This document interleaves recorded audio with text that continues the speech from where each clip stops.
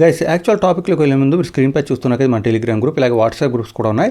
ఈ గ్రూప్స్లో జాయిన్ అయితే మీరు మంచి మంచి ఆఫర్స్, డీల్స్ అన్ని కూడా అందరికన్నా ముందే తెలుసుకొని మీరు బాగా మనీ సేవ్ చేసుకునే అవకాశం ఉంది. టాప్లో పిన్ చేసిన మెసేజ్ అయితే మాత్రం డెఫినెట్గా చెక్ చేయండి. ఇందులో మంచి మంచి ఆఫర్స్ అన్ని కూడా ఉంటాయి. అవి డైలీ ఒకసారి చెక్ చేస్తూ ఉండండి. ఇక మీరు స్క్రీన్ పై చూస్తున్నాక మీకు 2 ఫోన్స్ కనిపిస్తున్నాయి. 2 ఫోన్స్లో కూడా వాట్సాప్ ఓపెన్ అయి కనిపిస్తుంది. అయితే మీలో కొంతమంది ఆల్రెడీ గమనించి ఉంటారు, రెండింటిలో కూడా చార్ట్స్ ఇంచుమించుగా ఒకేలా ఉన్నాయి. దానికి కారణం ఏంటంటే ఇది మెయిన్ ఫోన్.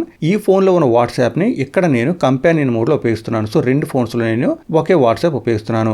సో ఇది ఎలా అని తెలుసుకుందాం అనుకుంటే దానికి సంబంధించిన లింక్ వీడియో డిస్క్రిప్షన్ లో ఉంటుంది, అలా కామెంట్ సెక్షన్ లో కూడా ఉంటుంది. వాట్సాప్ కంపానియన్ మోడ్ ఉంటుంది. ఆ వీడియో చూస్తే మీకు ఫుల్ డీటెయిల్స్ అన్ని కూడా తెలుస్తాయి. ఇక నేను సేమ్ వాట్సాప్ ఇక్కడ ఉపయోగిస్తున్నప్పటికీ కూడా మీరు ఒక విషయం గమనించి ఉంటారు, ఇక్కడ మనకి మై డోకోమో అని ఒక చార్ట్ కనిపిస్తుంది, బట్ ఇక్కడ కనిపించడం లేదు.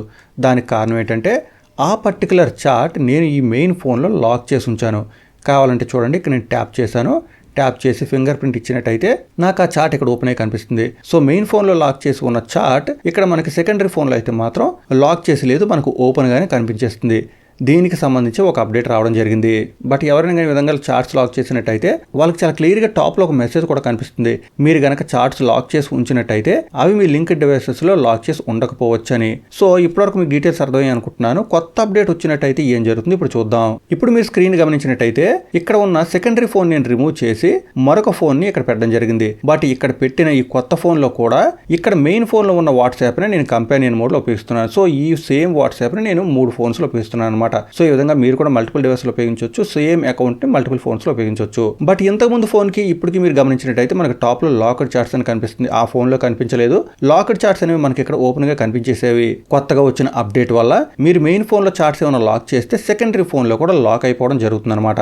బట్ మీరు సెకండరీ ఫోన్లో కనుక ఈ లాక్డ్ చార్ట్స్ ఓపెన్ చేద్దాం అనుకుంటే, అంటే ఇక్కడ మెయిన్ ఫోన్లో లాక్ చేసిన చార్ట్స్ని సెకండరీ ఫోన్లో ఓపెన్ చేద్దాం అనుకుంటే మీకు ఈ విధంగా ఒక మెసేజ్ వస్తుంది.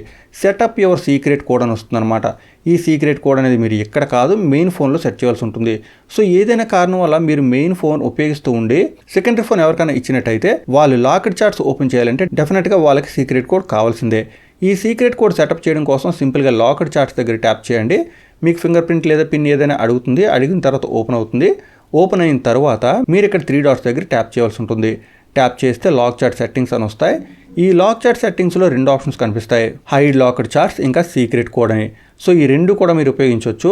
మనకి ఇక్కడ సీక్రెట్ కోడ్ అడుగుతుంది కాబట్టి నేను ఇక్కడ సీక్రెట్ కోడ్ సెటప్ చేస్తాను. ఆ తర్వాత హైడ్ లాక్ చార్ట్స్ కూడా ఏ విధంగా ఉపయోగపడుతుందో మెయిన్ ఫోన్ ఇంకా సెకండరీ ఫోన్లో అది కూడా నేను మీకు చూపిస్తాను.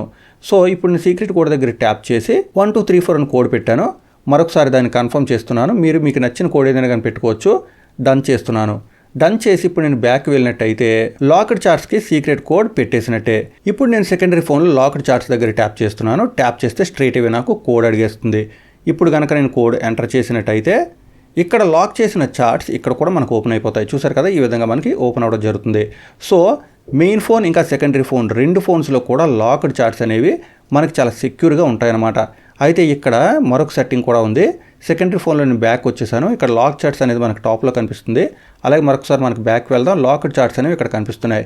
బట్ మనకి ఇక్కడ ఒక సెట్టింగ్ ఎనేబుల్ చేసినట్టయితే, అంటే లాక్డ్ చార్ట్స్లోకి వెళ్ళి 3 డాట్స్ దగ్గర ట్యాప్ చేసి లాక్ చార్ట్ దగ్గర ట్యాప్ చేసి ఇక్కడ ట్యాప్ చేసినట్టయితే చార్ట్ అనేది హైడ్ అయిపోతుంది. ఆల్రెడీ మనం సీక్రెట్ కోడ్ పెట్టుకున్నాం కాబట్టి యూజ్ మై సీక్రెట్ కోడ్ దగ్గర ట్యాప్ చేశాను. ట్యాప్ చేసి ఆల్రెడీ పెట్టుకున్న సీక్రెట్ కోడ్ని మరొకసారి ఎంటర్ చేస్తున్నాను. ఎంటర్ చేసి డన్ చేసినట్టయితే మనకి ఇక్కడ చార్ట్ అనేది హైడ్ అయిపోవాల్సి ఉంటుంది. లాక్డ్ చార్ట్ హోమ్ స్క్రీన్లో చూసారు కదా, ఈ విధంగా డ్రాగ్ చేసినా కానీ రావడం లేదు.